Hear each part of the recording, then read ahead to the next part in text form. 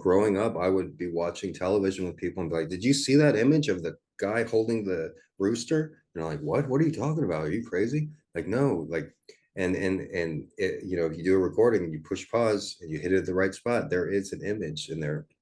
I've made videos with subliminal images, and people have never noticed or seen the images as well. Um, but only a small percentage of the population can actually see micro expressions. A micro expression is an example would be like you see somebody at the grocery store, but they don't see you. And so you're kind of friends with them, you know them from work or school. And so you creep up to them so where they can't see you, and then you just tap them on the shoulder quickly and say, "Hey." And then you immediately look at their first expression on their face, and it only lasts for a couple of milliseconds. That's why I said most people cannot see micro expressions.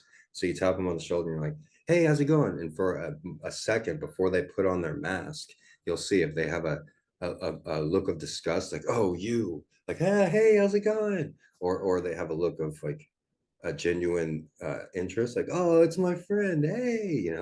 But people reveal themselves, and in those split seconds that you first see them, that's called a micro expression.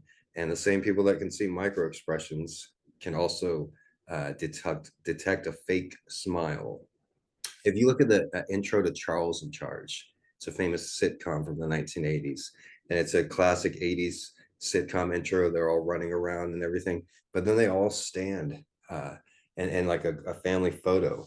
And the one girl, the older girl, she has like the fakest smile that I've ever seen. She's like, like, to me, that's what it looks like. And I would be watching that with my siblings, be like, "Hey, you guys see how she's like fake smiling?" And they weren't able to determine what a fake smile is, just like a real smile.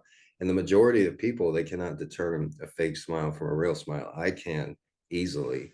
And if you look back at that show, there was a bunch of like drama and different emotional events that kids shouldn't be involved in that was happening during filming of that show. So you could see why the young actress would have to force a smile if she wasn't in the mood to smile.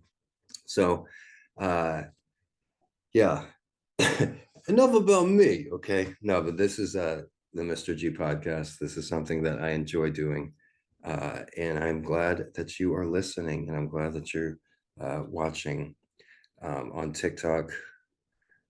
Actually, this isn't on TikTok. Actually, the Mr. G podcast is on TikTok on a different TikTok page.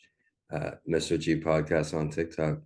But advertising in general, it's built to be deceptive. It's made to be deceptive.